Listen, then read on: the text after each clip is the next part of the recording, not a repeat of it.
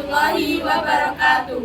Kami dari kelompok 4, 11 MIPA 1 akan mempresentasikan mengenai materi dialisis dan koloid pelindung. Saya Peter Christian Erasmus, absen 25. Saya Muhammad Fani Andra Baktiar, absen 15. Saya Anina Aurelia, nomor absen 2. Saya Sofi Alfida Raudatul Ula, nomor absen 31. Saya Frita Sekar Putri Hamda Fariza, nomor absen 12. Saya Jenis Merianta Kristi, nomor absen 14. Langsung saja kita ke materi yang pertama, yaitu dialisis. Apakah itu dialisis? Dialisis merupakan cara pemurnian koloid dengan cara mengurangi ion-ion pengganggu dalam sistem koloid menggunakan selaput semi permeabel. Pemurnian koloid dari ion pengotor koloid yang akan diumumkan dari pengotornya dimasukkan ke dalam kantong koloid yang terbuat dari selaput semi permeabel. Kantong koloid dimasukkan dalam bejana yang berisi air mengalir. Kantong ini dapat menahan partikel koloid, sedangkan ion pengotor dan molekul sederhana akan terbawa air. Contoh penerapan dialisis dalam kehidupan sehari-hari. Contohnya yaitu mesin dialisis atau bisa disebut dialisator. Untuk gambar dialisator dapat kalian lihat pada slide sebelumnya. Dialisator ini diterapkan dalam proses cuci darah pada penderita gagal ginjal.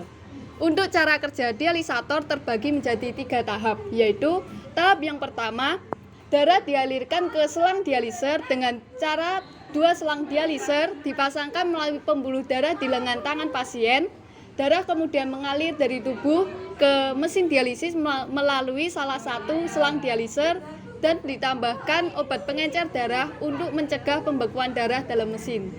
Yang kedua, limbah dalam darah disaring dan dibuang. Darah kemudian memasuki dialiser dan disaring. Larutan dialisat akan masuk ke dalam membran dialiser untuk menarik limbah seperti urea, kreatinin, kalium, dan cairan berlebih lainnya di darah. Larutan dialisat bersama limbah darah akan dipompa keluar dari mesin dan dibuang. Yang ketiga, darah dialirkan kembali ke dalam tubuh. Darah yang sudah dibersihkan akan dialirkan kembali melalui selang dialiser kedua yang terpasang di pembuluh darah lengan pasien. Koloid pelindung. Apakah itu koloid pelindung? Koloid pelindung adalah koloid yang dapat melindungi koloid lain agar tidak terjadi koagulasi. Mekanisme koloid pelindung bekerja dengan membentuk lapisan di sekeliling partikel koloid yang lain. Lapisan ini melindungi muatan koloid tidak mudah mengendap atau terpisah dari mediumnya. Struktur koloid terdiri dari koloid pelindung dan partikel koloid terlindungi. Koloid liofob. Koloid liofob adalah koloid yang fase terdispersinya tidak dapat mengikat atau menarik medium pendispersinya. Apabila medium pendispersinya air, disebut hidrofob.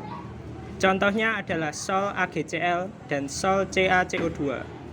Yang kedua yaitu koloid liofil. Apakah kalian tahu apa itu koloid liofil? Jadi, koloid liofil adalah koloid yang fase terdispersinya dapat menarik medium pendispersi yang berupa cairan.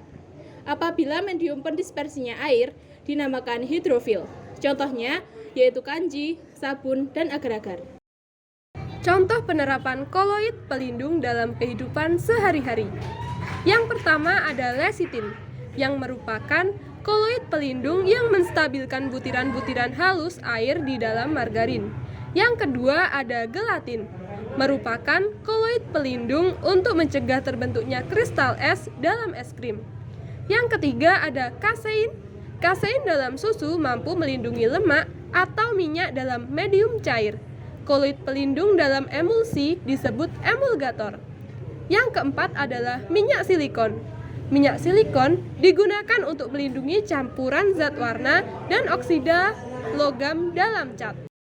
Sekian dari kami. Terima kasih atas waktunya. Mohon maaf apabila terdapat kesalahan dalam bertutur kata. Wassalamualaikum warahmatullahi wabarakatuh. Bye-bye.